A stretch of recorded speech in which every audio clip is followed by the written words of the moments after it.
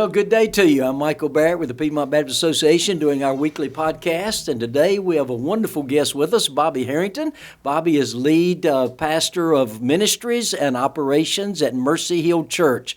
And Mercy Hill has just celebrated 10 years of ministry, and again, God's doing a marvelous work there. So I wanted to introduce him and let him talk a little bit about their journey, but in a few minutes we're going to also talk about one of the key elements that has helped them be healthy, and that's their vision frame that they really look for the future and plan toward the future and help the church understand who they really are. So Bobby, welcome. Good to have you. Tell us about yourself. Yeah, thank you, Mike. I really appreciate it. I appreciate what you do too, just for the PBA and your ministry and what the PBA does. I think as churches we're better all working together. So I really appreciate what you do, and thank you. Really appreciate being here today. So Mercy Hill, I'm one of the pastors there, one of the founding pastors there, along with our lead pastor, Pastor Andrew Hopper. And we started the church a little over 10 years ago. And before that, we were both on staff at the Summit Church in Raleigh-Durham.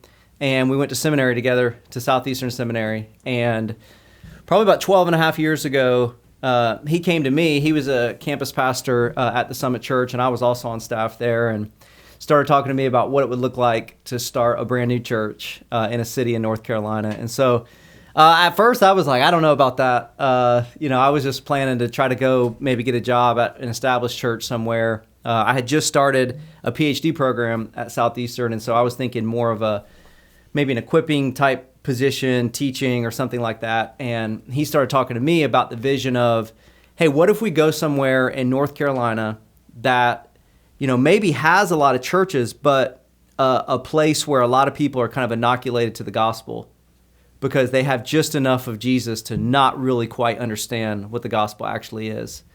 And so we started dreaming, okay, what would it look like to go plant a gospel-centered church in a place like that, and to really go after people that maybe grew up in church but don't quite get it. They think, well, if I'm just a good person, if I just do X, Y, and Z, then God will accept me, and really kind of take the gospel-centeredness and go after that. So that's kind of how we thought and how we ended up coming here to Greensboro, North Carolina. So we celebrate our 10-year anniversary this past September. So we, about a year before we moved, we knew nothing. Pastor Andrew had never been a lead pastor, and I had never been an executive pastor. And we had this vision and mission that we're going to go and, plant a new church and try to change the world.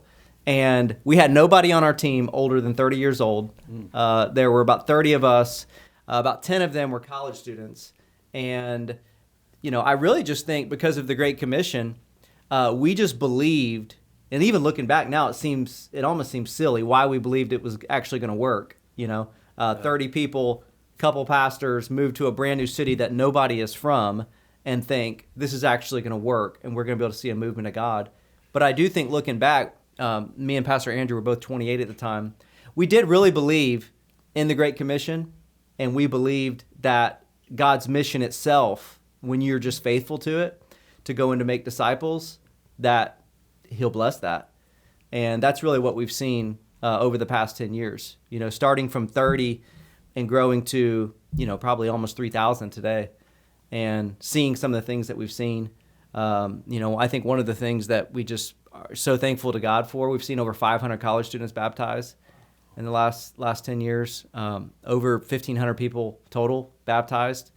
And wow, that's awesome. And just the movement that creates, when God works in that many people's lives, He calls those people to ministry and to plant churches and to go overseas and to be here in the community serving and just, a million different things. And so, we can nail down on any of those if you want to, but that's kind of the short version of how I ended up here in, Mercy Hill. So where are you from, family? Yeah, so I grew up in Tampa, Florida. Did not grow up going to church. Became a believer as a teenager. And same thing with my wife. She didn't grow up going to church. She had a friend as a teenager that we both went into high school with that got killed in a car accident tragically one day after school.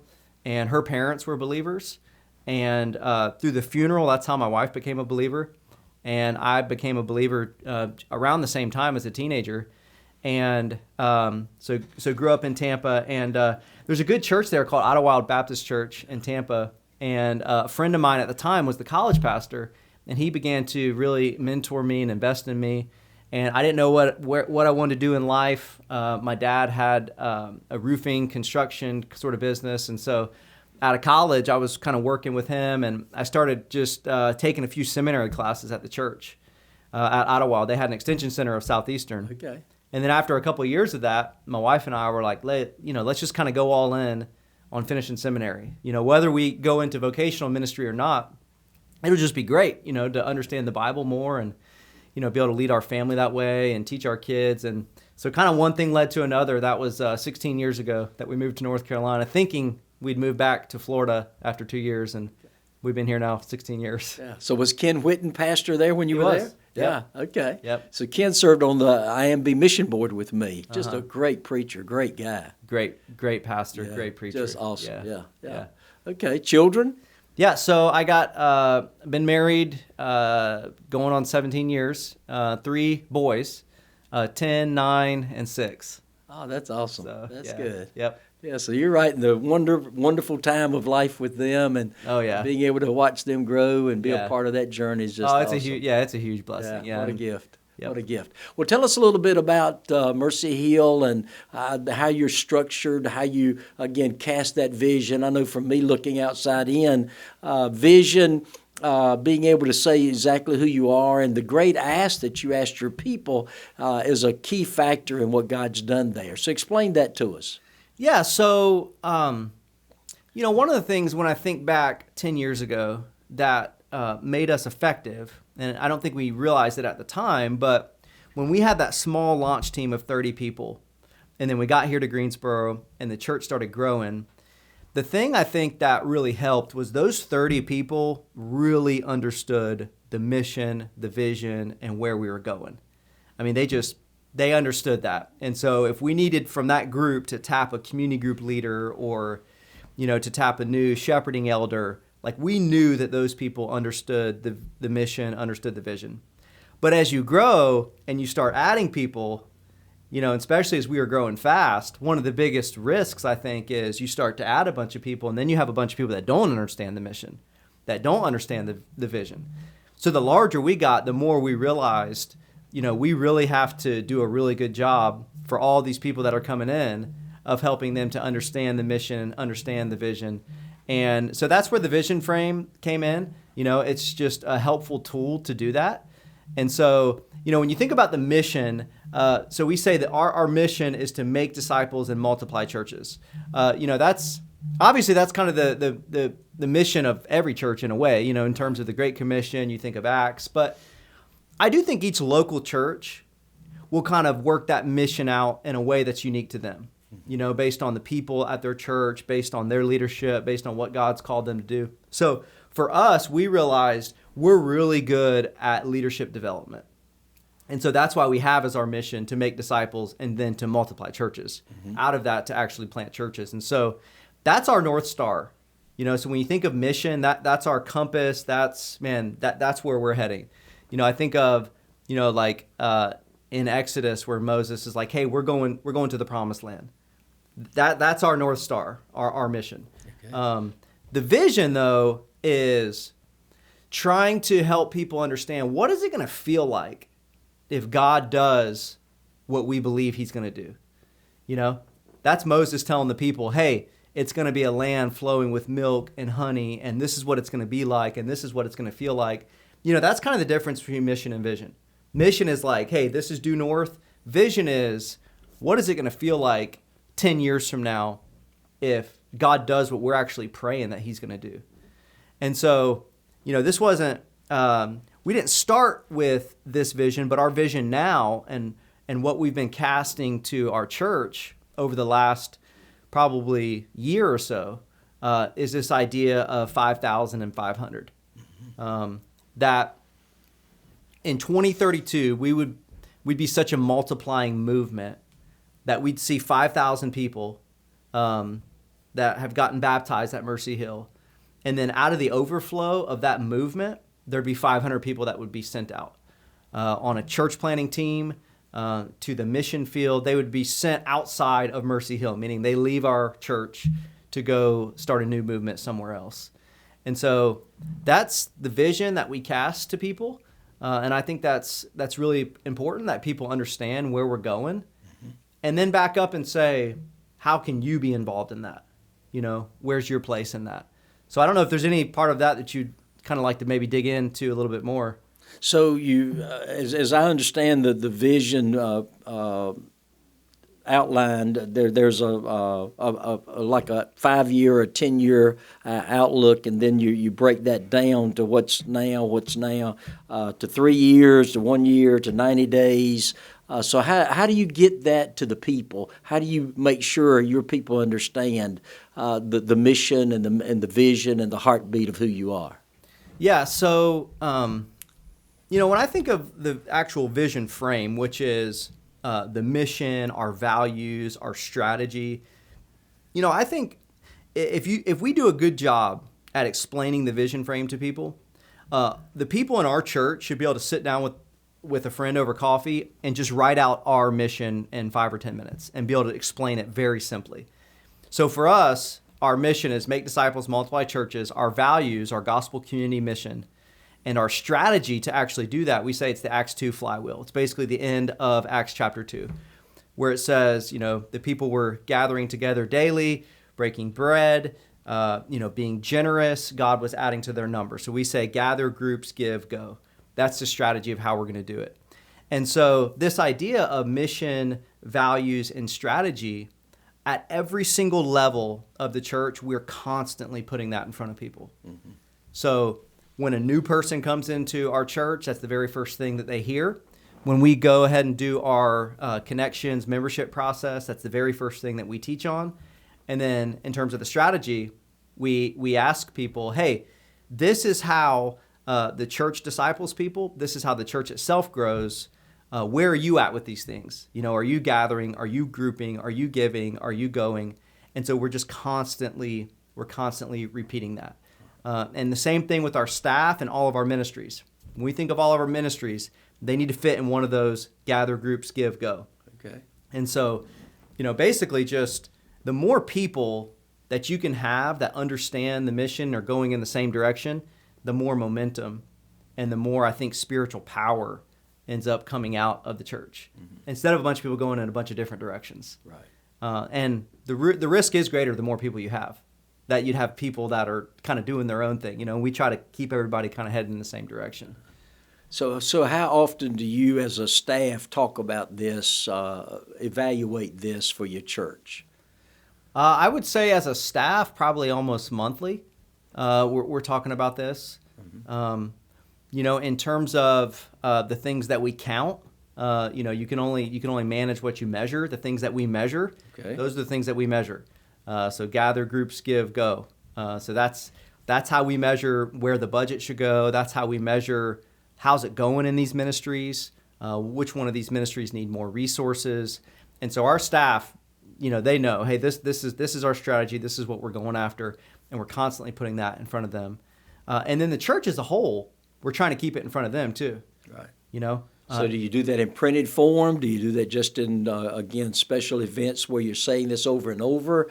And then where does Andrew come into this process? I know not just one person can't cast all the vision. I think he can keep people focused on that vision. But how do all y'all work together to promote that vision? Yeah, so, the way we think about it is, okay, what are the different environments that we're getting in front of people? Obviously our weekend services, like most churches, that's the opportunity you have to be in front of the most amount of people. But then for a church like ours that has community groups, we have thousands of people that are, breaking up every week in each other's homes. And so that's an environment. You have our student ministry, you have our kids ministry, you have other leadership type stuff that we do, so like once a quarter, we actually did this week. Once a quarter, we'll get all of our team leaders in the whole church together. And so all of those different environments, we think about, okay, how can we communicate the mission and vision in those environments? And it's going to look different in all of them, but we communicate in all of those environments. Andrew is definitely the kind of chief vision caster for the church, because, the most effective place to cast the vision, is from the stage on the weekend. And so that's him most of the time.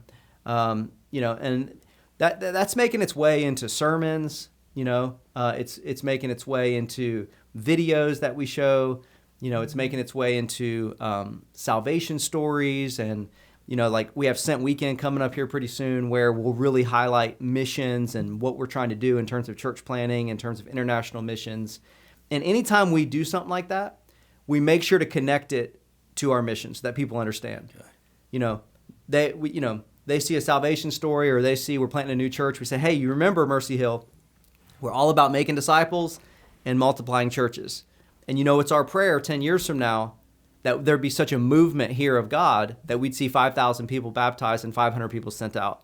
So almost anything that happens in the church, you can very easily connect it to, even talking about generosity and people's giving. Mm-hmm. Hey, your giving fuels the mission. That's right. Our mission is to make disciples and to multiply churches. And you guys know 10 years from now, this is what we're praying for. So you're just kind of, you're just incorporating it into everything that you do. You don't have to do something new or do something special. It really just brings clarity, to everything that you're already doing and everything you're already saying. So if you were speaking to other pastors, other churches of the importance of vision and what God has done through Mercy Hill because of that, what would you say to them? Yeah, I would say that I think there's something inside of all of us, and I think God's probably put it there, that we want to be inspired about what God can do. That's good. We want to, we want to believe that we're part of something, and I think God has, created us to be part of his kind of bigger story in the world. So I think all of us yearn, to have a meaningful life, to have impact, that God would actually do something through our life. And, a lot of people probably don't think they're making an impact, and, they don't think they're part of something bigger. And so being able to cast that vision for people, I think it's inspirational. I think it helps to inspire people. Man, maybe God can do that, Maybe God can work in my life and send me on a church planting team. Maybe I could go into ministry. Maybe I could go be on mission. Maybe I could adopt or foster or... So I think there's just I think without vision, people they don't know where we're going. And so I don't think it's super complicated. Day in, day out, the church is going to be built by the strategy, the gather, groups, give, go. That's the day in, day out ministry of the church. But the thing that inspires people is where are we going? Mm-hmm. Where is this going to bring us 5 years from now, 10 years from now? So I just think it's an important motivational thing for people. Yeah. And vision is really helping people to, a lot of people none of us know the future, but a lot of people can't see beyond where they're at right now.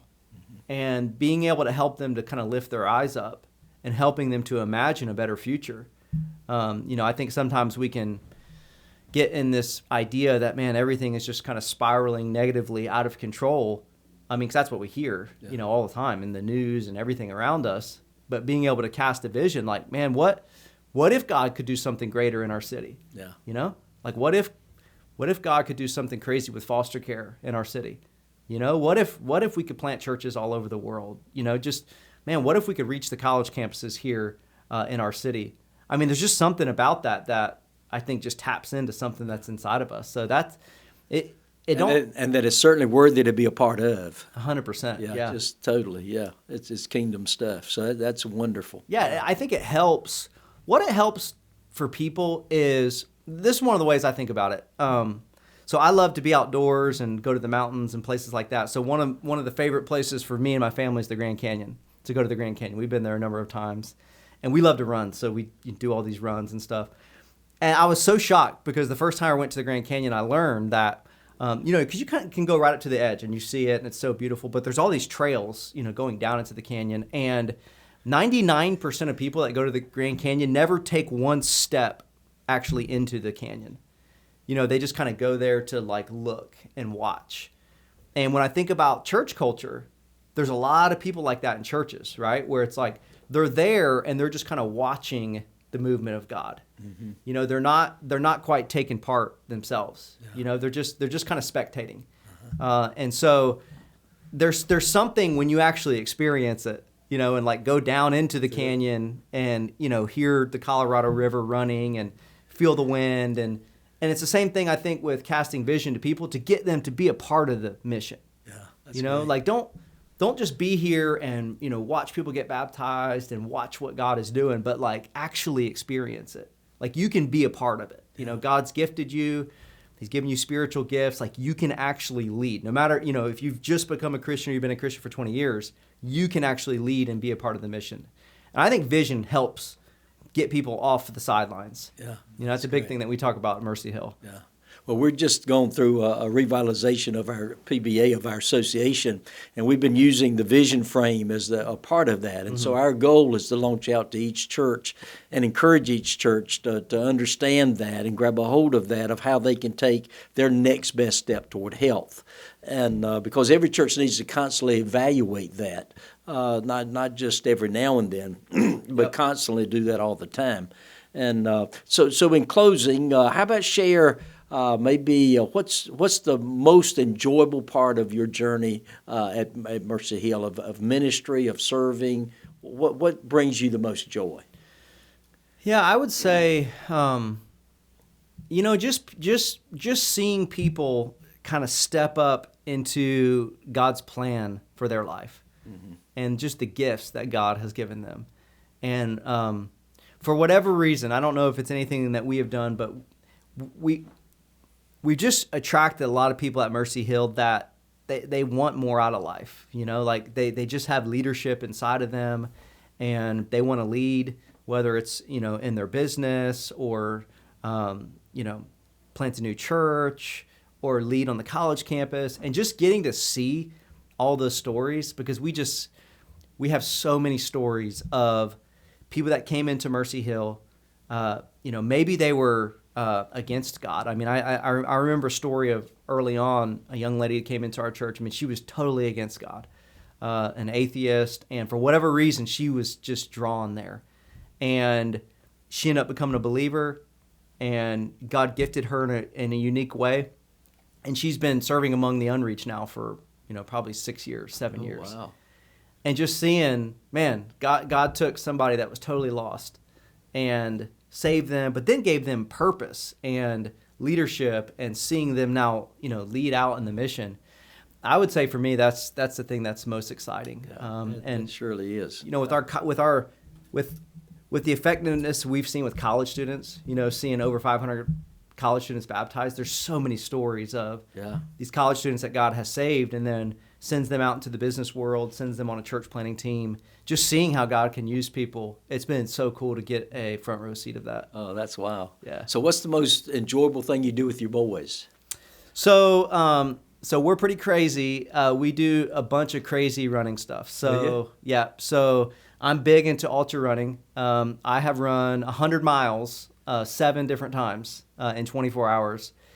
And so my kids are into the same thing. So these big, huge mountain runs. Yeah. Okay. So last summer, for example, we were in Colorado, in southern Colorado, and my 2 older boys who are 9 and 10, they did a 16-mile run with me from Telluride, Colorado, up over 13,000 feet to Ouray, Colorado.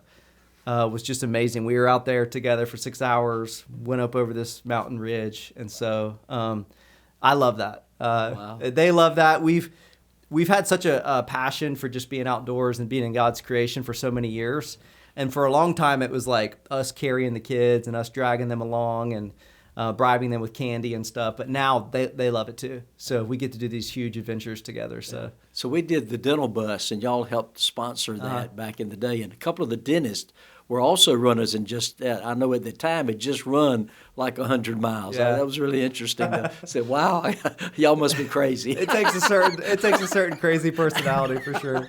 That's for sure. My wife's a runner. Well, it's been a joy to talk with you and share and hear your Yeah. heart, and thank God for Mercy Hill and what God's doing. Let me close in just praying for you, okay? Yeah, thank you. Lord, it's wonderful to know your hand is upon our life. And Lord, to witness that in other people's lives is certainly a great thrill, a great joy. And we pray for that. God, we pray for the vision that Mercy Hill has of reaching 5,000 baptized and 500 sent out. God, would you do that? Not for their name's sake, but your name's sake, for your glory, because I know that's their passion and that's their heart. They know and we know that only you could do such a thing, but God, you can. And we ask that you will protect their families, bless their families. Thank you for Bobby and his leadership and Andrew and his leadership and the whole team. Lord, thank you that they make much of you. May we all do that every day. In Jesus' name, amen. Amen. I love that at the end. You never know what he's going to do. All right. I'm a big fan. Mixcast, this is a Tascam Mixcast 4, but it's made for podcasting. Oh, wow. It's made for what we do. And so it just recorded like 8 different channels. Oh, so wow. y'all will reach a different channel. So you can do all kinds of crazy stuff. Wow. So I thoroughly enjoy putting these together.